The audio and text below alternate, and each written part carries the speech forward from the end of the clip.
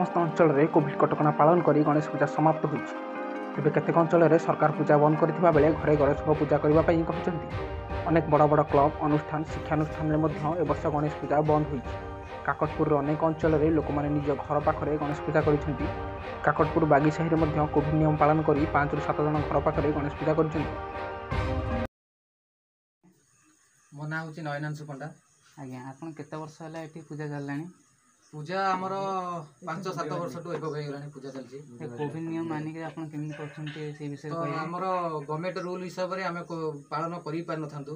तो से आमर मेंबर होउछन्ति 20 मेंबर।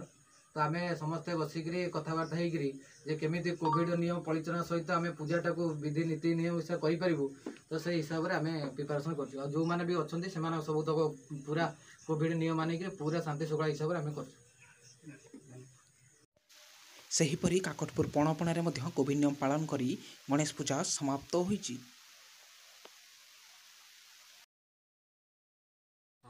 आपन परिचय? बुलू।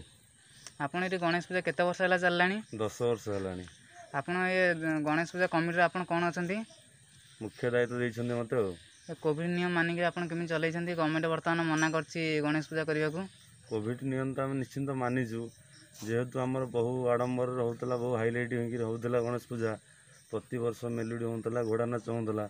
ए वर्ष तो आमर किसी से सब करूँ ना कहीं कोरोना सकाश तो सब उजाड़ी देची कोरोना किसी कोरोना सकाशे करनी छोट कर मूर्तिटा आनीचु प्रति वर्ष बड़ मूर्ति आणु ए वर्ष बहुत छोट मूर्ति आई आमर मूर्ति दाम 13-14 हज़ार मूर्ति आसे ए वर्ष बहुत छोट मूर्तिटा आनीचु 2,500 टका मूर्तिटे बर्तमान आ तो किसी करहबनी एमती चली सामाजिक दूरता रखिकी मेंटेन करुचु सानिटाइजरिंग करुचु मास्क पिंधि निज सतर्कता रोचु।